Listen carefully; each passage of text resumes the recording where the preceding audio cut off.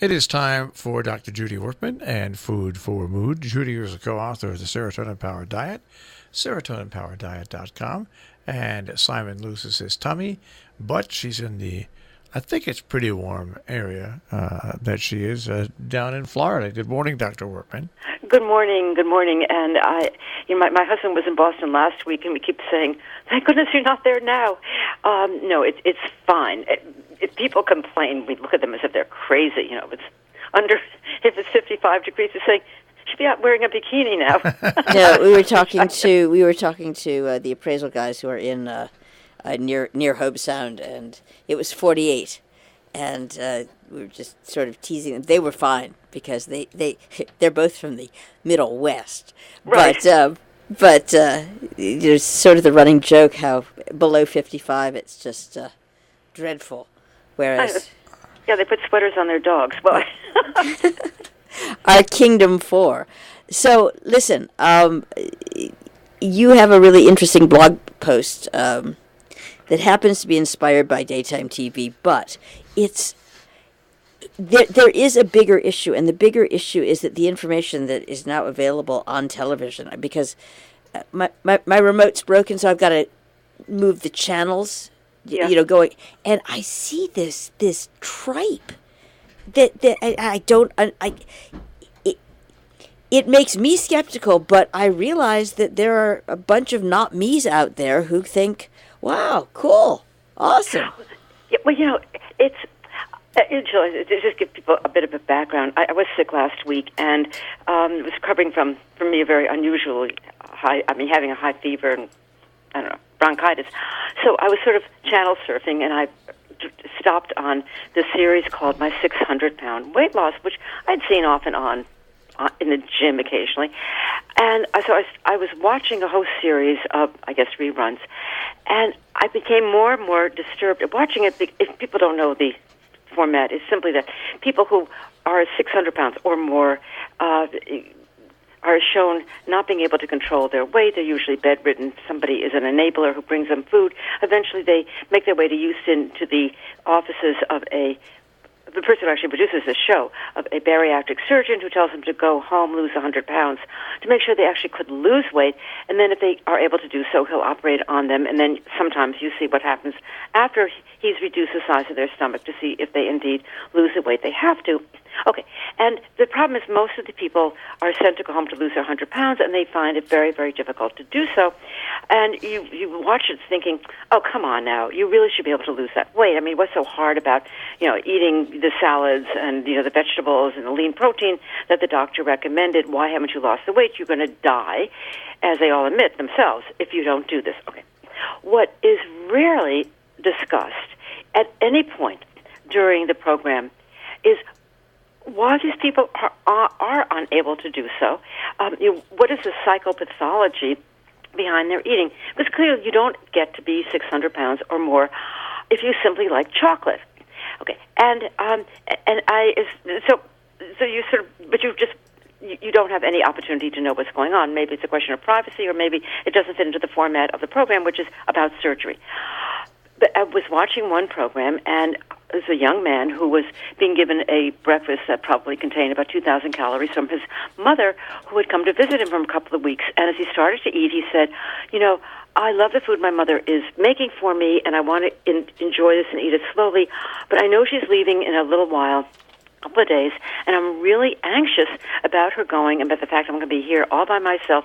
And I found the only way I can deal with my anxiety is to eat as quickly as possible and to continue eating as much as I can, to eat all the time. Because when I'm eating, I don't feel this anxiety.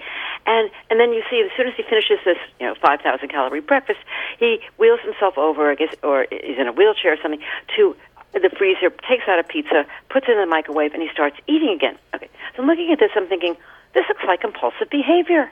I mean, if this young man were washing his hands 100 times because that kept the anxiety of his mother leaving him at bay, I would have said, my God, get this guy to a psychiatrist and have him treated for obsessive-compulsive disorder.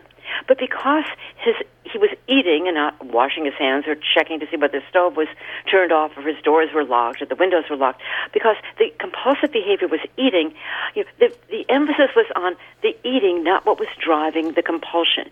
And there was nothing else in the program. I don't know, I fell asleep eventually, to say whether that compulsion was actually dealt with from a psychiatric standpoint. But the point is, we know that there are therapies for something like OCD, obsessive compulsive disorder, and he could have been treated for it.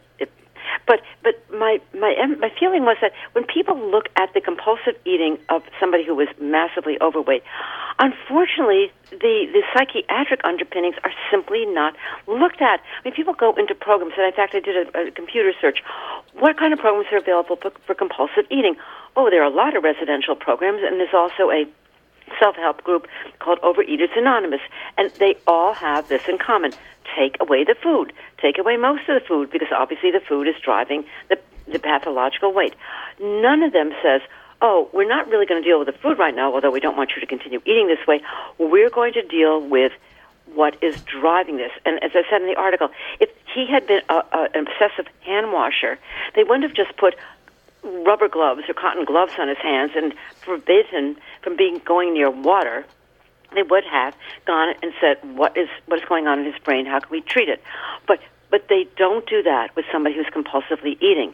They didn't say, they took away the food, like taking away the water from somebody who might be hand washing, but they didn't go beyond that.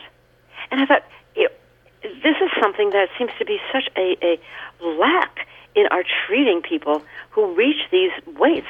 And the point is, they shouldn't be reaching these weights, because this behavior should have been picked up before they're bedridden. Yeah, and I don't know why this has not really been addressed. Because there are certain problems that have common sense solutions that just aren't. I guess they're not profitable. Maybe, but and again, the program was about surgery, not about psychiatric disorders. But I think that the emphasis should be at some point in some of these television programs or radio programs or discussions that yes, people have. People do eat excessively, and yes, we see the effect of it. They're bedridden and they're going to die from all the medical problems that are associated with being so fat. But what is behind this? And the ironic thing, Jill, is that the next day I get an email from somebody that I had treated for obesity years and years and years ago, who told me that she had gained back all the weight. Well, I hadn't seen her for a long, long time. And now she had needed a hip replacement, and because she couldn't get the hip replacement until she lost the weight, and could I help her? And then she said to me, I never told you. Well, I'm not a psychiatrist. I never told you that the reason I gained all this weight to begin with was because I had a sexual trauma in my background. And I'm thinking, you don't need me. You need to have a team of people who deal with post-traumatic stress and anxiety and all the other horrible things, that you're dealing with now because of your trauma. And and when you get that under control, you will be able to eat. But I wrote, I said, I am not the answer. Your answer is your team of therapists. And and she just she keeps saying, "Oh, but I lost weight with you before. I should be able to do it again." I thought to myself, "No, you're not, because you gained 250 pounds after you lost it, and because nobody really dealt with what was causing you to gain the weight to begin with." And that is, I think, the problem that we're up against. When you see somebody who's in a wheelchair because he's so fat or she's so fat she can't move, don't say, "Oh, that person has problems with self-discipline." No, you say that person has suffered some really severe trauma in his or her life, and or dealing with some really severe psychiatric problems, and this is what should be dealt with. And until we do that, we're just not going to solve the problem. Thank you very much, Dr. Judy Wurtman. Food for Mood. Very good. Keep warm. Bye-bye.